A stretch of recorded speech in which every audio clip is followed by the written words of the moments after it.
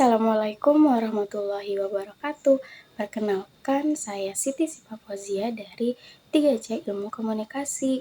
Menurut saya, komunikasi massa itu suatu penyampaian pesan atau informasi, bahkan gagasan dengan menggunakan media. Medianya itu ada media cetak, seperti contohnya tuh koran, majalah, dan ada radio dan film, bahkan ada media online seperti gadget, Instagram, Facebook, yang dimana komunikannya itu heterogen, kayak besar banget, luas banget jangkauannya tuh sampai bisa-bisa ke seluruh negara bisa mengetahui pesan itu. Sedangkan komunikatornya itu lembaga, yang dimana tuh lembaga kayak redaksi berita, terus prosedur TV, atau tim media-media yang memiliki keahlian dalam menyunting berita sampai beritanya itu diterima kepada komunikan yang luas.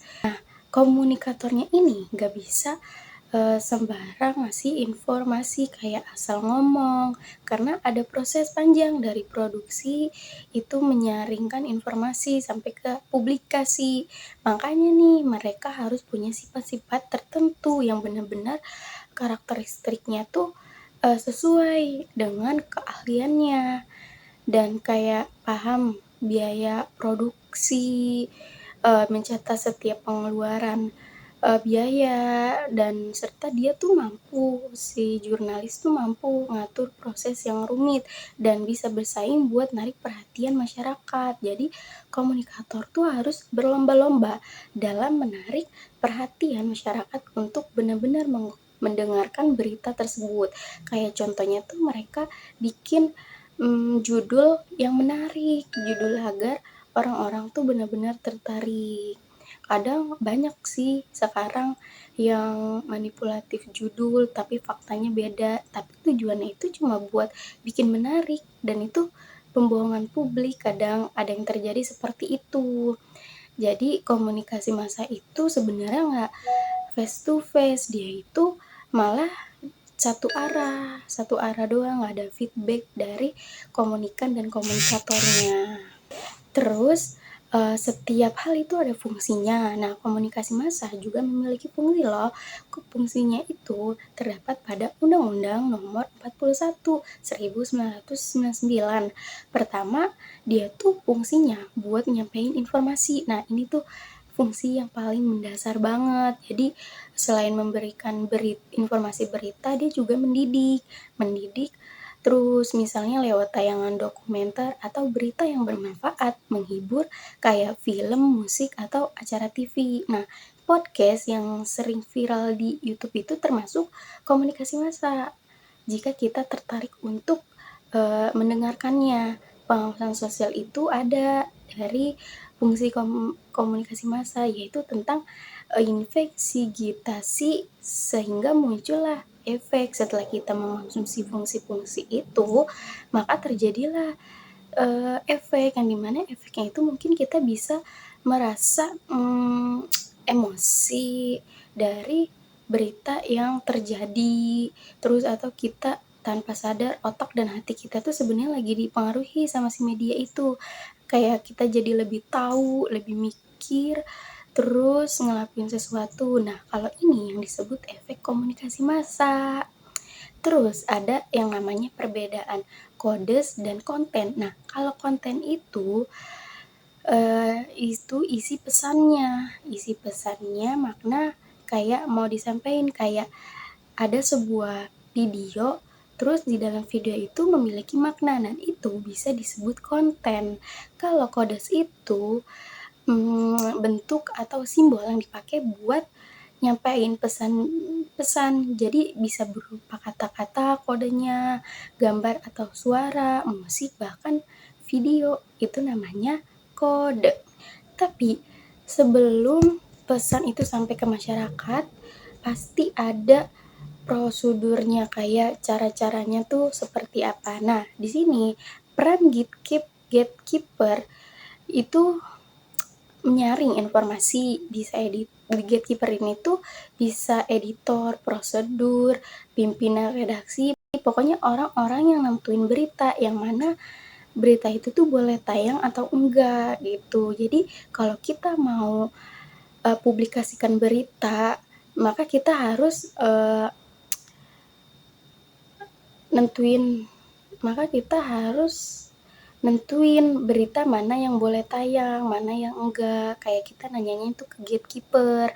Selain itu ada juga regulator nih. Regulator itu fungsinya hampir mirip, tapi pihaknya itu beda. Pihaknya itu luar lembaga, media yang mengatur jalannya media. Misalnya tuh ada pemerintah, pengiklanan, organisasi profesi, atau konsumen. Mereka tuh bisa ngatur atau bahkan menghentikan berita, tapi nggak bisa tuh nambahin informasi baru. Tapi setiap audiens itu sebenarnya punya filter sendiri pas menerima pesan. Ada filter budaya yang dimana suatu informasi kalau diterima dengan budaya yang berbeda, cara pandang dan maknanya kayak gimana budaya itu tuh ngaruh ke cara kita nangkep pesan gitu. Kadang harusnya enggak sensitif malah jadi sensitif gitu. Terus ada juga nih filter psikolog, misalnya latar belakang pendidikan atau pengalaman kita tuh bikin persepsi kita beda.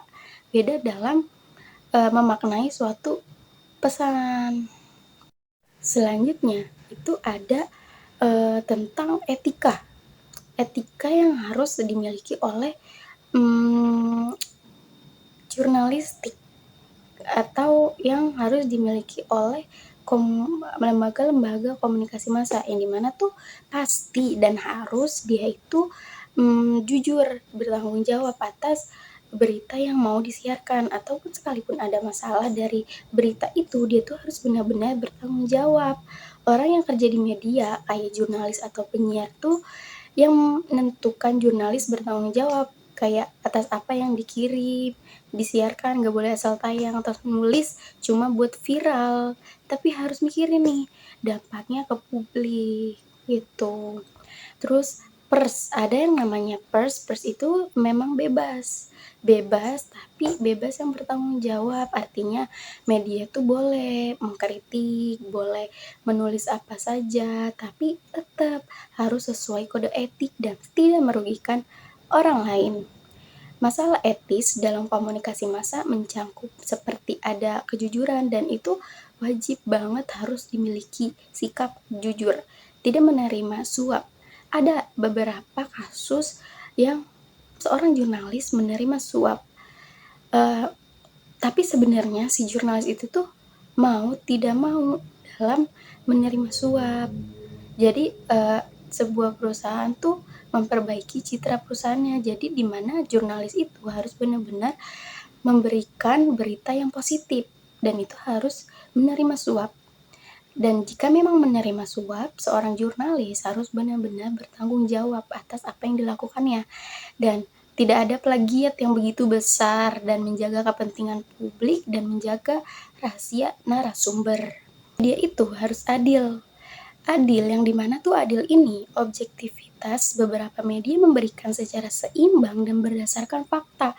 Jadi kalau misalkan media mau memberikan sebuah berita ke publik harus berdasarkan fakta, bukan opini sepihak, dan cek ulang dulu nih sebelum ditayangkan. Media itu harus adil terhadap semua pihak dan berani memperbaiki kesalahan yang dibuatnya. Gak boleh asal nuduh tanpa kasih kesepakatan pihak yang dituduh buat klarifikasi. Komunikasi massa tidak lepas dari hambatan. Nah, ada hambatan bisa datang dari mana aja, misal nih dari psikologis kayak perbedaan kepentingan, terus kayak prasangka atau motivasi dari sosial dan budaya yang dimana adanya perbedaan bahasa, norma, atau etnik. Ada juga hambatan mekanis kayak gangguan sinyal, suara rusak, atau alatnya tuh error. Itu mungkin pernah sering terjadi dialami oleh para media untuk menyebarkan berita. Menurut saya gini, kelebihannya jangkauannya tuh luas, bisa nyampe ke banyak orang sekaligus, tapi kekurangannya itu nggak bisa interaktif langsung kayak ngobrol, kayak kalau ada yang mau kritik tuh mungkin akan sulit. Jadi kayak kadang komunikannya tuh kesel sendiri, kayak pernah ada kasus dia sampai banting-banting TV karena nggak bisa komentar secara langsung, jadi dia meluapkan emosinya dengan banting-banting TV itu, nggak bisa interaktif. Yang namanya 3 model komunikasi massa. Yang pertama itu model itu one step flow. Artinya pesan dari media tuh langsung diterima sama penonton tanpa perantara. Jadi si komunikan tuh langsung menerima pesannya dari si jurnalis, tapi efeknya bisa beda-beda di tiap orang, nggak semua nangkap dengan cara yang sama.